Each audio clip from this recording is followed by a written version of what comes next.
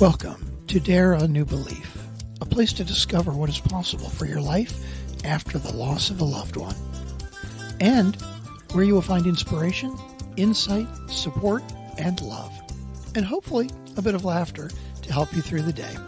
Now here's your host, Nada Hogan.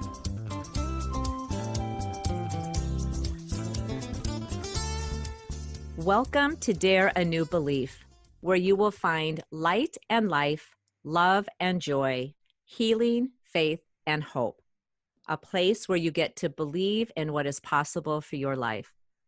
Today, I have the great honor to have Dr. Ron Kaiser with me on this broadcast. And I want to tell you a little bit about Ron. He is a positive health psychologist and author. His award-winning book, Rejuvenaging, great name, The Art and Science of Growing Older with Enthusiasm, has been an Amazon bestseller and serves as an inspiration and guide to lifestyle management throughout the lifespan to prepare to make the senior years as healthy and active and rewarding as possible. An innovator in the field of positive psychology, Ron has developed goal-achieving psychotherapy, the type P personality, and the concept of the mental health gym, which is also the name of his website. At age 81, and Ron does not look anywhere close to being 81, and he doesn't act like it. When you see him in person, you would not believe he was 81. At age 81, Ron practices what he preaches, working full-time as director of psychology at the Jefferson Headache Center, one of the world's leading headache centers, while staying physically, socially, and intellectually active. His greatest source of pride is his enthusiastic involvement in the lives of his wife, sons, and grandchildren, and the reciprocal love that he shares with them. Oh my goodness, Ron, I have to tell you, it is such a pleasure and a gift to have you on the show with me today. Thank you so much for being here. Thank you, Nada. It's an honor to be spending this time with you. Thank you. I'm so looking forward to this. So I had the opportunity to meet Ron at the New Media Summit. Sometime in the early spring of 2019. And I heard Ron speak. And I was like, oh my gosh, he has to be on my show because he's all about being positive. And this whole thing of growing into our lives, and Ron being 81, not looking like he's 81, not acting like he's 81, and being positive in this. It's not mainstream America. At least I don't see that. That's not the people that I talk to. I talk to a lot of people. I talk to people in their 40s who literally are saying, well, I'm aging. And I'm thinking, oh my gosh, what are you saying to yourself? So Ron, to have you here and this positive vibe that you have is just thrilling for me. So the first thing I want to ask you is, where do you get your positive mindset? Were you born with that? Did you cultivate that? Where did that come from? I think a lot of things went into it. I did grow up, in a normal, normal middle-class home with loving parents, an older brother who was a good guy, is a good guy, and we've always been friendly. So that, I think that I started out without feeling, deprived or any basis for being particularly angry or negative. I then went into psychology, and at the time that I went into it, I think in psychology as well as medicine, the emphasis was really on disease. The goal was somebody came to you with a problem. The goal was to get rid of the problem. But once you got back to neutral, my job was done. That kind of bothered me. It wasn't overly satisfying. I can't say it wasn't satisfying because, again, helping people overcome problems is pretty cool. But the reality is that in psychology and medicine, we seem to be behind some other aspects of development, including education, including going to the gym. you don't have to be out of shape to go to the gym to be the best person that you can. So within the past couple of decades, a new school of psychology came out called positive psychology, whose goal was not to just get us to neutral, but to flourish, to thrive, to be the best version of ourselves that we could be. And that immediately appealed to me. I can't say that I'm not a bit of an outlier in terms of the fact that if you look at the literature for aging as well as psychology in general, greater emphasis on things like worrying about dementia, what other health problems are there that we have to be concerned about. And there's less emphasis to think positively. So I'm trying to create a greater degree of awareness, both in my age range and the people who will be in my age range someday, to be positive, to do the kinds of things that enable them to have a really active lifestyle. I have the sort of advantage of seeing peers who don't lead an active lifestyle, and that can be a pretty miserable time of life. I'd much prefer to be doing what I'm doing than sitting around doing nothing, clicking on the TV without even having something to watch, but trying to figure out how I can fill my time by finding something that might be worth watching. So I think that's not how we got to be successful. I think we should be continuing the things that enabled us to be successful. Oh man, absolutely. And for me, I'm just floored because I'm going to keep going back to this. And if you want me to quit going back to this, please let me know. But I just got done talking to a friend of mine. Oh, I think he's probably 85. And if I was to compare our conversation, the conversation you and I are having right now, and the conversation that I had with him, it is night and day different. Just the power in your voice and the emotion in your voice, it's just so different. And so this is so important, I think, that all of us, I'm 56, I think I'm 56, I usually forget, but I think I'm 56.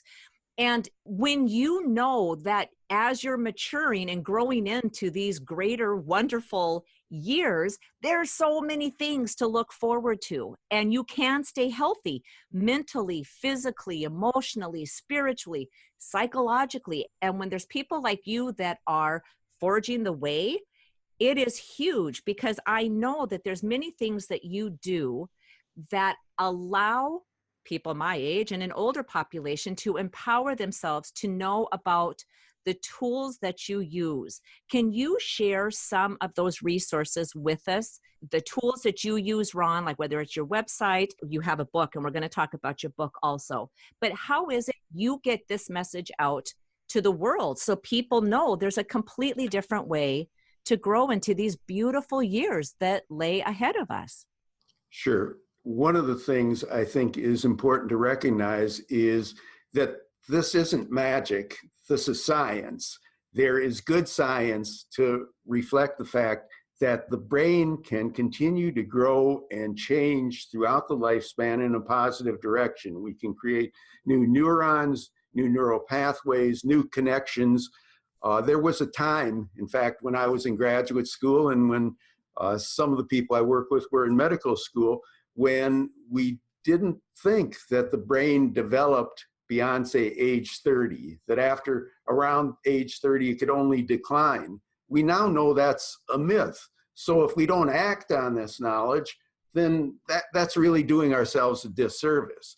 So we know that the brain can change. We know that there are certain activities that enable the brain to change in a positive direction. As I point out in my book and whenever I talk, that the science really teaches us that if we operate on the basis of making changes and growing in three main areas, one is the health and fitness area, which includes exercise, meditation, diet, and sleep, and so on. One is the intellectual functioning area, and one is the social area. And I always tell people that you get bonus points if your social involvements include doing good for other people. If you can really concentrate on the fact that you want to be able to always be active and making changes in those three areas, then that's a real game changer. It's very hard to be active intellectually, socially, and health and fitness wise, and at the same time be depressed. Right. It just is a really hard thing to do. So I think it all starts with the positive mindset that recognizes, hey, this is a different world. We can make changes. I think another thing that I like to make people aware of is the fact that the aging process historically has been tied to old information. I believe it was 1935 when the Social Security Act was passed in this country, and the retirement age was set at 65. That's when you could start collecting Social Security, with some exceptions. That was 1935. 2 years later, I was born, and the expected lifespan for a male child born in 1937 was just under 60 years. Oh. So if I was expected to live for 60 years and I wasn't expected to retire until 65, didn't have to do much planning. But nowadays you've got people who are retiring at 55 or 60, and they may spend more years actually having this time available to them after they stop working than they did during their careers. I do think it's very important to begin at an early age and recognize health and fitness, social involvements, and intellectual functioning, and always trying to grow in those areas are really tremendous habits to acquire. Wow, absolutely. So a couple of things. Holy cow. So first of all, the neuroplasticity with the brain, the brain's ability to change, right? I learned that in school also. So I was in the occupational therapy field, and then I went into acupuncture and oriental medicine. So I have that Western medical background. And that's what, even when I went to school, that's what I was taught. When did I go? The early 1990s, I was going to school for occupational therapy. And we were taught then that the brain doesn't change. That once you hit 25, 30, it's a done deal. It's solid. It's not going to change. And it wasn't until I had gone back to school for acupuncture, which was in 2009, that they were talking about neuroplasticity. And it was like, does anybody know about this? And in your opinion, Ron, how many people do you believe really truly know that the brain is not set and solid, that it can change, that it is plastic? We can mold it and change it and grow it, and that it continues to grow until the end of our lifespan. How many people, the percentage of at least in the United States, what do you estimate that the percentage of the population is that knows that? I don't know the exact percentage, but I'm sure that fewer than half the people know that. And part of it is because, again, the people who are supposed to be knowing it and leading it and encouraging it got their training beforehand. One of my younger colleagues at the Headache Center, who is in his mid-40s, he didn't learn that in medical school. Now, some of the people that we see now who come through as residents and fellows have learned it. But, the reality is it's kind of like some of the other techniques that are new in my field of psychology, for example. There are branches of psychology, including positive psychology, that people who graduated in my time never heard of. So unless you stay active and intellectually and stay up with the newest things, you don't know about it and you don't know how to spread it to other people. Most people, for example, who are seeing psychologists are not being treated by positive psychologists.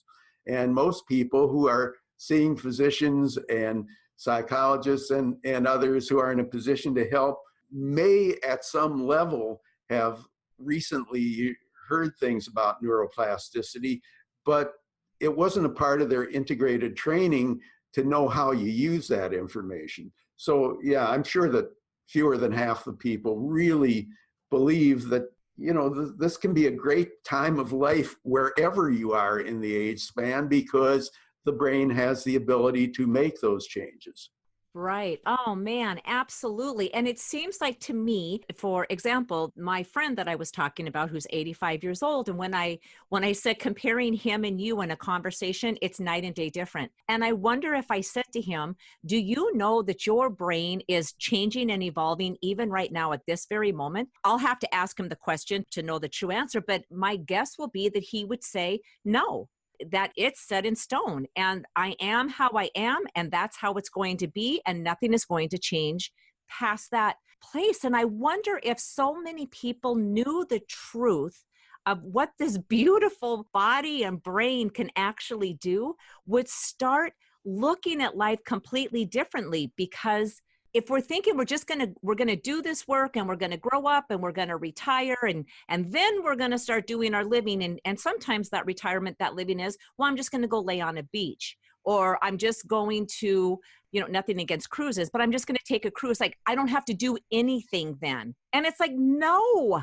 this body still wants to grow, this brain still wants to grow. And I know that centurions and other people who are older, more years under their belt, say that the reason that they stay young is they don't hang around old people. And I could honestly say that to have you as a friend, if I could hang around with you, you would be a friend of mine, because your attitude, that positive spark about life and staying active in all of these realms of health and fitness and intellectual and social. And it's amazing how your life is completely different than the average person who would be in their 80s, knowing what it is that you know. Well, you're bringing up 2 points that I think are very important. One of which is, and I mentioned it in the book, I do think it's very critical to be involved with younger people. And I think this is one of the challenges, for example, for people who live in active senior communities, that it's important that you be able to branch out beyond that. And I think there are some real benefits to being around other active peers with whom you share history and so on. But I think you get a different perspective and different feedback about yourself when a younger person accepts you. When I go to yoga class, which I'll be doing tonight, the fact that I'm the older person there, the oldest person there, still is not something that I see as a negative, because the younger people, work with me, accept me, we go to dinner. It's, you get really good feedback about yourself. The second thing that I think you brought up about, people lying around and so on, it's not, the unfortunate thing is that it's not just that you're not growing, but you are actually doing damage. Yeah. That a sedentary lifestyle is really a killer, Right. And you wind up seeing more physicians. There's a greater chance of having preventable diseases. I think that what we know throughout the lifespan, it used to be, for example, if you had a serious illness or injury, bed rest was often the cure that was prescribed. And then there began to be research being done. There's one, for example, where there were 39 trials of people in different conditions, comparing people who were prescribed an activity level as well as people who were prescribed bed rest. And there was not one trial in which bed rest came out better than activity. There were some where they were equal, but activity was better or equal than bed rest in any case. I've had very few medical issues, but I did have a hip replacement. And I know in the old days, you used to go to a rehab place for a while and so on. I had the hip replaced in the morning. By the afternoon, I was walking on with a walker. The next day, I had physical therapy, and I was discharged before noon. And the physical therapist came to my house to make sure that I got into an active program right away. So, I mean, if you lie around, you're really committing malpractice on yourself. Not that, you don't deserve to have some time off, and I don't go full time, in terms of activity and not resting, but that's not what I build my life around. Right. Right, absolutely. It's that nice balance of, I believe it's a nice balance of work, play, and leisure, and Mm. being able to really engage in all of those, but not this straight out. And I've had so many people say that to me, I can't wait to retire so I don't have to do anything anymore. And it's like, wow, really? I just don't think that that's what this life is all about. When you're talking about the hip replacement, I mean, that's completely different than how I was trained. And like I said, that was back in the early 1990s. I'm feeling like I'm going to say back when there was horses and buggies, back in the old Western days. But I was listening to, I believe it was Dr. Christiane Northrup, and she was talking about even for women who have osteoporosis. And so we've been told that weight bearing is one of the best things that we can do for our bones, which is true. Weight bearing is very important, but it's not just standing. And there's so many times I think about this because I'll stand up from my desk and, just bear some weight or maybe walk into the kitchen, get a glass of water and come back to the office. But it's the movement. It's the absolute movement of your body, not just the weight bearing itself. So even incorporating dancing and yoga, of course, is fantastic. But if we can incorporate more things, and I think it seems to me that there are, I don't know the population now for people who are over 65, and I think that you do. I know that I took a note when you were speaking at the New Media Summit. And I think, isn't it true that there's more people over the age of 65 than there are under 5? Is that correct? In 2020, next year, it'll be the first time in the history of the world that we'll actually have more adults over the age of 65 than there will be children under the age of 5. Wow. And that number is going to increase. Wow. What is the best way that you think to allow people to know that, oh my gosh, there is so much left in your life. This 65 is not the end of it. I know I keep getting stuck on this. It's because with acupuncture and with the coaching work that I do, I talk to a lot of people who say, well, I'm just getting older and this is to be expected. And I'm not kidding. There's people in their 40s that are saying that. And it's like, you have got to be kidding me that in your 40s, you're saying you're getting older. Like, what are you going to say when you're in your 90s and their eyes are huge? It's like, well, I don't even really think I'm going to make it to my 90s. It's like, oh man. So in my opinion, that thinking has to shift and change. And of course, that's the information that I share with my clients. And I love that you're here because you are a living example of being 81 and living this full, outright, wonderful, well-balanced life with the work, play, leisure.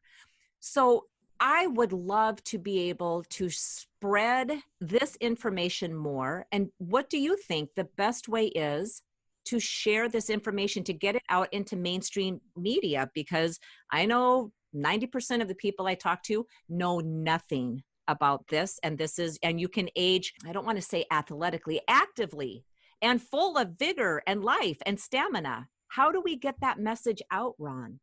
I like to use the term grow old early, that it's important to be able to think in terms of the fact that wherever you are in the lifespan, that you're on a continuum that's going to lead to a positive time of aging. Now, that doesn't always resonate with people. It's kind of like when you tell a 20 or 30-year-old that it's important to start saving for retirement. Some people will. A lot of people will figure, that's decades away. I can worry about that later. I think it's the same thing here, that if you develop habits to recognize that these can be lifelong habits, the kind of diet that we encompass, the kind of exercise plan, what we do with our leisure time to make sure that, number one, we do enjoy having fun, and number two, that some of it is very active. Keeping our minds active. It's not a guarantee against dementia, but it is kind of protective against the possibility of getting it. So number one is to recognize that older people are not a separate category as much as a continuation of where we are at this point.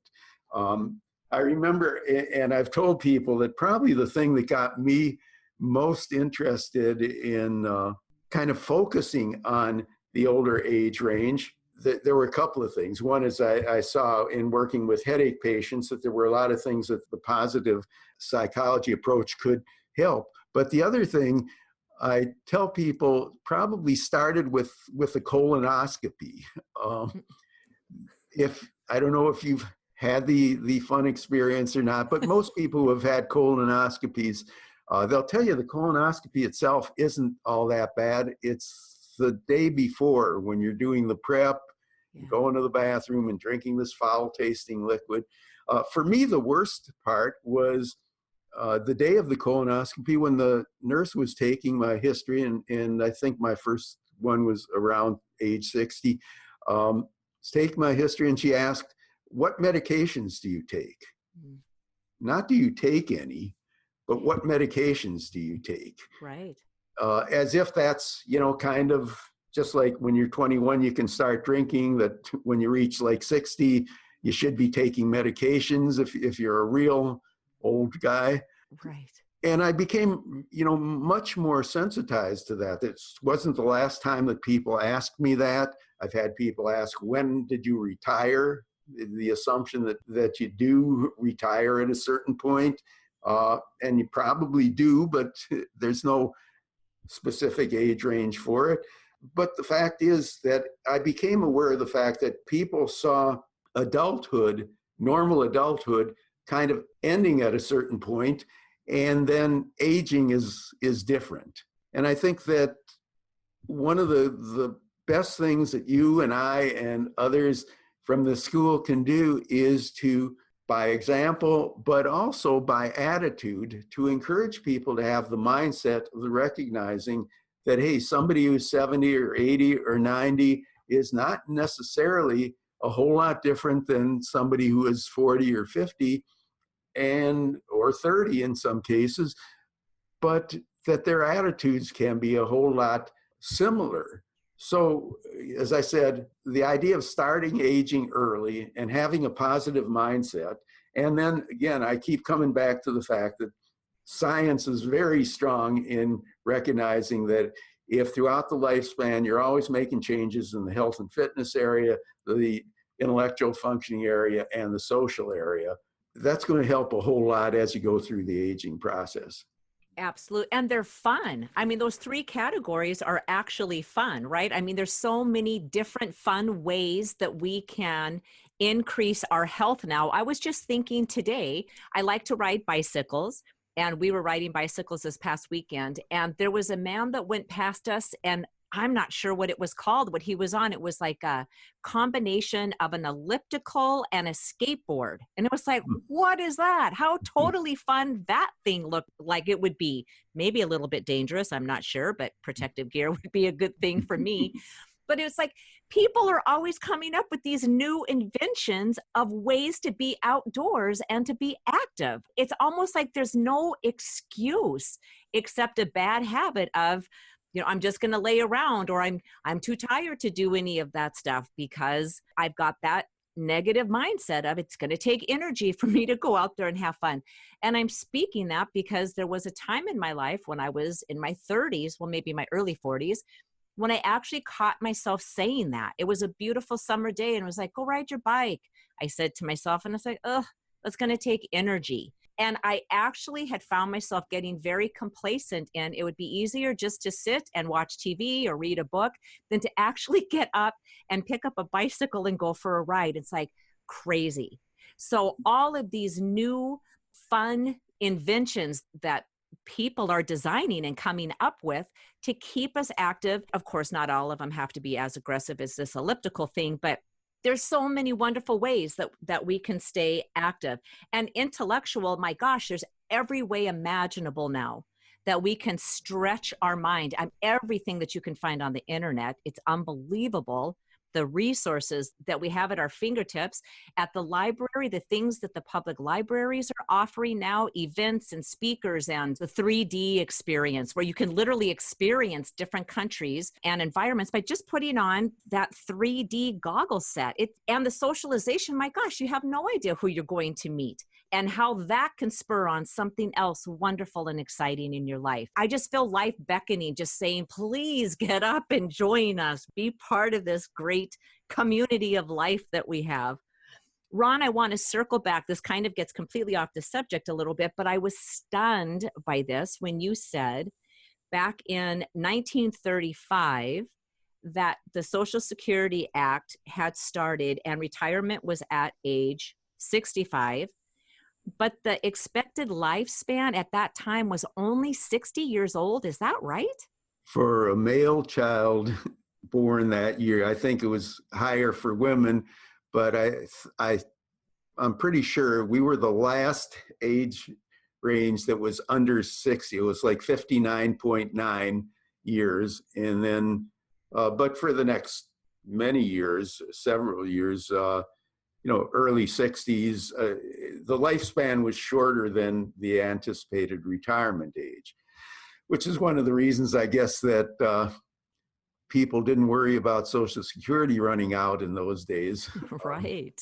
But, the reality is that, yeah, the mindset that many people grew up with was the fact that, hey, if we make it to retirement age, we're probably not going to make it that much beyond it. So, if we enjoy fishing or rocking or something like that, we can get a little bit of that out of the way as a reward for how hard we work. But to be doing that for another 15, 20, 30 years is probably not the most fun way to spend your life, and certainly not the healthiest way. Right, absolutely. And it makes sense to me now why people have that mindset, because it seems to me like it's just passed down.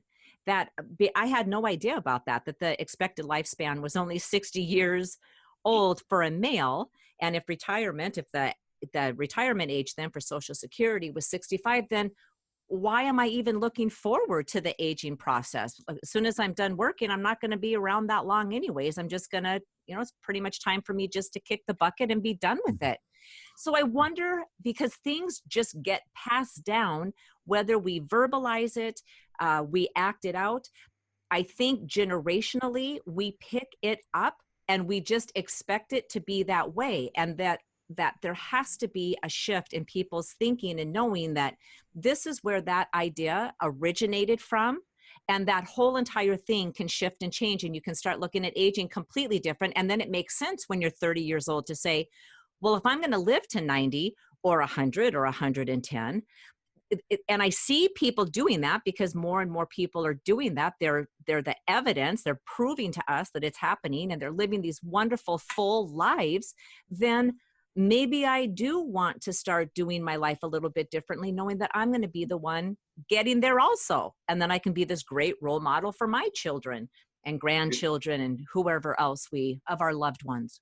Yeah, role modeling is a very powerful teacher. And I think that that's contributed to some of the negative stuff that's gone on until this point. Is if your role model was that an old person is somebody who lies around, has a schedule that includes going to the cardiologist Monday, the gastroenterologist Tuesday, the internist Wednesday, and so on, then yeah, the expectation is going to be like that.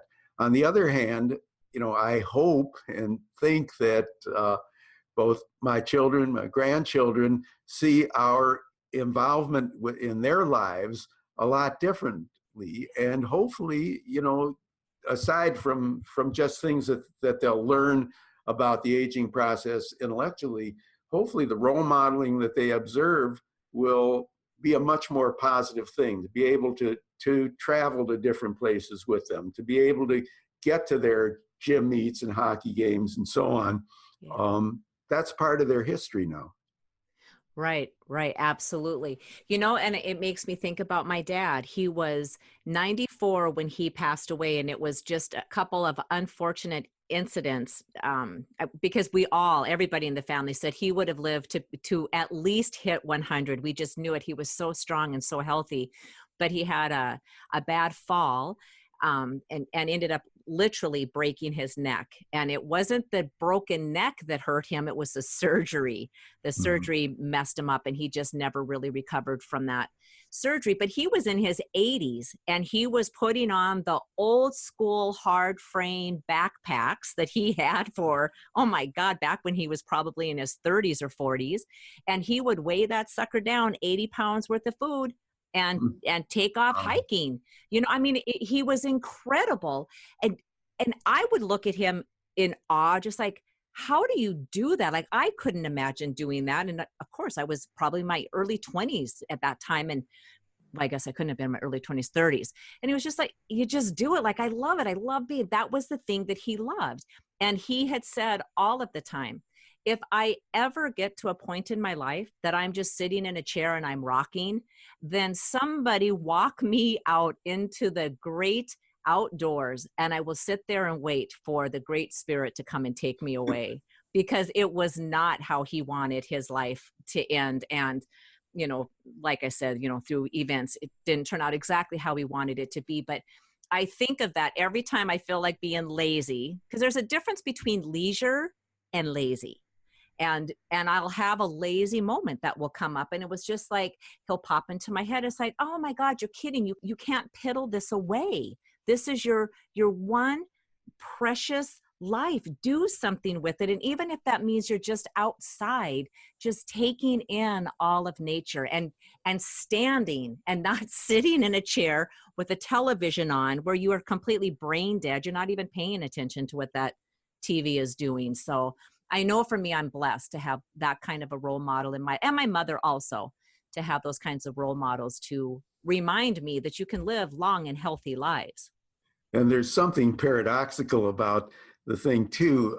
When you were in your 20s and 30s, if you were establishing your career, child rearing, things of this nature, you actually may have been more physically drained than he was at age 85, who presumably was retired, had time on his hands, could pace himself and stuff like that, which is, again, as I said, it's paradoxical, but we expect people to be very active at a time when the physical and emotional demands on them are greater because of career building, child rearing, adjusting to the pluses and minuses of marriage and things of that nature. Whereas, in the older age ranges, if you've got your health, very often you don't have as many things draining you. Right. Absolutely. Oh man, Ron, I could talk to you all day long. I just love this. I have one question. We're going to start circling this around and start bringing it in for a landing. But I meant to ask you this at the very beginning, and I got off on a different tangent. But positive psychology, I have to tell you, I have never heard of that. And when I was reading your bio about positive psychology, I thought that was something you just called it for the work that you did. I didn't know that that's actually a branch of psychology. Is that correct? Yes, that's correct. My specific take on it is goal-achieving psychology or goal-achieving psychotherapy, but there are practitioners of positive psychology. There's a professional organization for it. Again, I think most people still like focusing on disease, but there are many people out there that practice it, and I always encourage people to seek out a positive psychologist if they're going to be thinking about therapy. So can you tell us just briefly I don't even know if it could be brief, but what would be the biggest difference between what I would call just traditional psychology versus positive psychology? Because if I need to go talk to a psychologist, I'm absolutely searching out positive. I mean, just the word, that's where I want to be. But what would be the biggest difference between the two? Is it the disease focus? I'd say the disease focus and kind of an acceptance of the fact that therapy can be used for wallowing. Yeah. In other words, if you go to a therapist and he or she asks you, well, how did things go this week? And then you go over how things went this week. And then next week you go in and they ask how things go this week. And a go through your list of complaints, so on. With positive psychology, you almost always have some goals that you're working toward. Again, it's not an accident that I call my website the Mental Health Gym, because I equate it to, say, what I do as kind of the equivalent of a trainer at a gym. You set specific goals, and no matter how you became overweight or how you got out of shape or whatever it may be, that stuff we have to address because it'll be some habit changing things and so on. But from day one of the gym, we start working on exercises to move you forward. Right. So that the active approach is important. Also, in positive psychology, there are certain exercises that are kind of typical that build positive connections in the brain. For example, I don't know if you've heard of the what went well exercise, which is sometimes called the 3 wishes. At the end of the day, you begin to write down 3 things that went well for you during the day. And they don't have to be big things. You know, if I drove 100 miles and no car hit me, that went well. We don't normally think to appreciate that, but that went well. When I turned on the shower this morning, you know, the water temperature was what I wanted it to be. Right. That went well. You know, in other words, there's so many things that go well during the course of the day that unless we start thinking about it, then we're going to focus on those pains, those slights that somebody may have given to you, those negative kinds of experiences. So, as its name implies, positive psychology has a focus on positive stuff. Wow. I have to tell you, this part, I love this. Well, I love all of this so much, but this resonated so much because we talk often about gratitude and being in a place of gratitude. And when you can be grateful, how everything in your life just changes because you're focusing on the things that you are grateful for. But being able to word it this way, what went well, because I know for myself and for clients that I work with, sometimes when you are really struggling through some kind of a challenge, when you're trying to stay in a place of gratitude, it's difficult and it almost feels like it's forced. But if you can say to yourself, what went well? So as you're navigating this challenge and you're saying to yourself, well, what is going well right now? Well, I'm still trying. Or I do have the car to get in to drive to work or wherever you're going to. And when you got there, it's like, yeah, what went really well? I didn't fight traffic, or I didn't get into an accident. This is huge. I love this. I love this. What went well? And what a wonderful thing to do at the end of the night too. What are 3 things that went really well for me today? Which I think is equivalent to gratitude, but it's fabulous. I love that. In my book, I identify 7 keys to rejuvenating and 71 specific behaviors that people can utilize. And one of the keys, actually, as I said, mindset, positive mindset is the first one. But the final one is appreciate the good that permeates your life. And, you know, people, there's a neuropsychologist, Rick Hansen, who's a friend of mine, who said we're like kind of Teflon for taking in the good, but like Velcro for noticing the bad. So we're much more apt to notice the bad unless we, you know, make an effort to notice the good. And once we notice it, it becomes pretty easy. It's a little bit, I compare it to somebody who starts to eat in a healthy way. And once that becomes part of your life, it's a lot easier to say no to something that's not very good for you. Right. You know, it's just part of your life. You don't necessarily think about it that much. You just do it. And I think it's the same thing if you acquire a positive outlook and appreciate the good that permeates your life. If you haven't been doing it and then you start, you might be surprised at how much good there is. Oh, absolutely. It's amazing when you start looking for the good instead of looking for the bad and everything that is wrong. And you just shift that focus and you start looking for the good. It's like, oh my gosh, it's all around us. We're surrounded by it, but we have to look for it. We can't just assume it's going to drop in our lap, although sometimes it does. But I love this. And one of the things I love too is I want to talk about your book, Rejuvenaging, but also you have an ebook that is called What Can Go Right? The Thinking Person's Guide to Making Good Things Happen.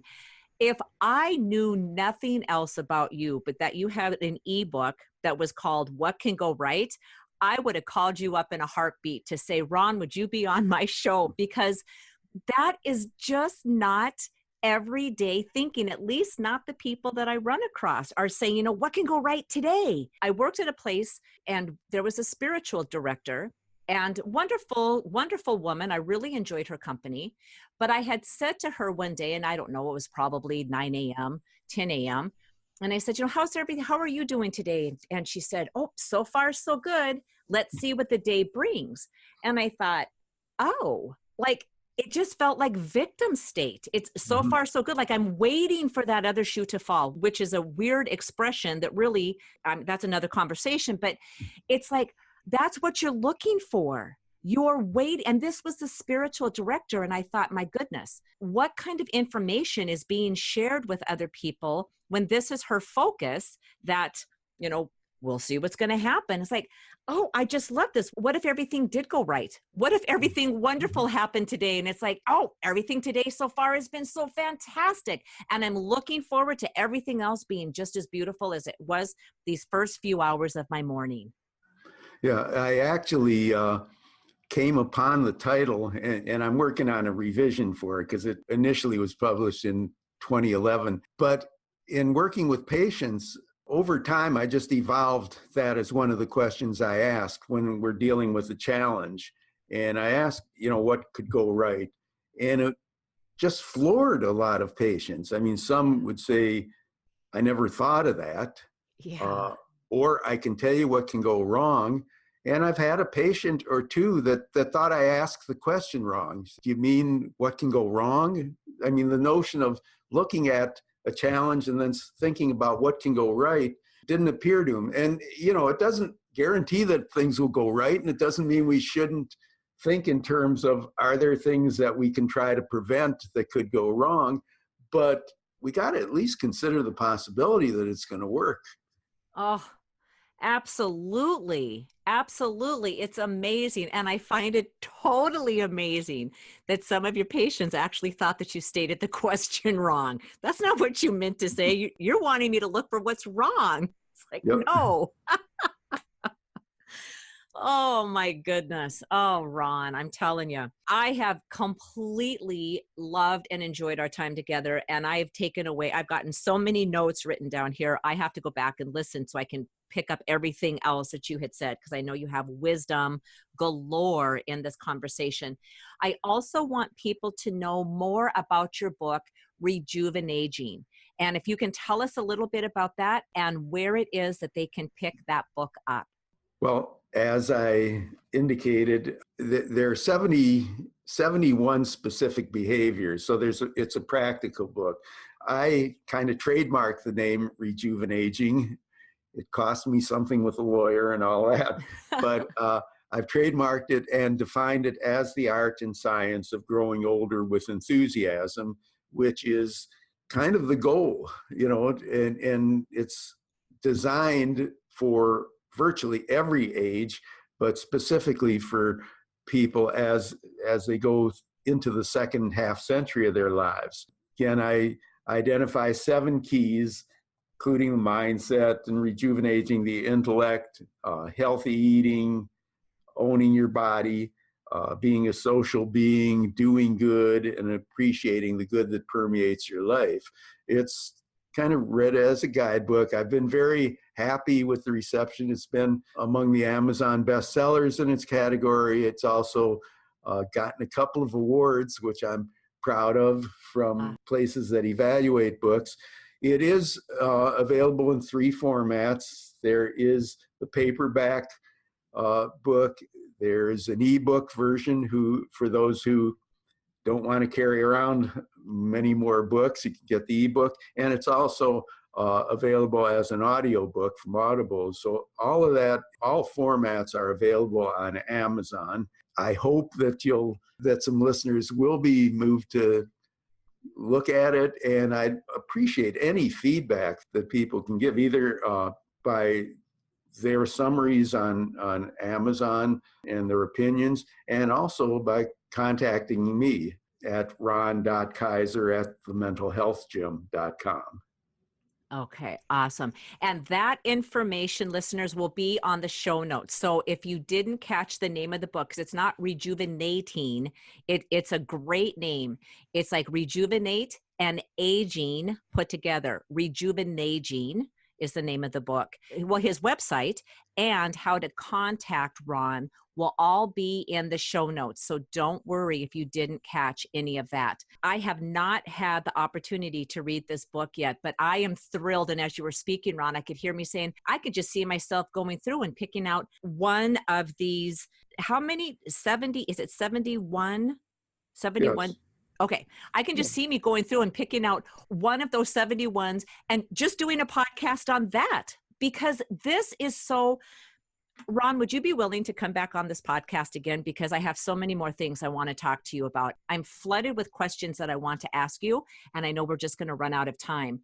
I would love to talk to you again, because I think people need to know that we need to start shifting how we're thinking, that aging is a beautiful thing, and that we really get to stay active socially, intellectually, and with our health, and doing these wonderful activities that bring us life, that we're not getting done with our work just to kind of slide into the grave. That's not what this is about. And I love your work. I love your attitude. I love what you do.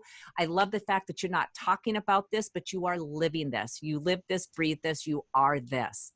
And it's, you are rejuvenating, and such an honor to be able to have this time with you. I am so grateful for your wisdom and everything you shared with me and with the listeners.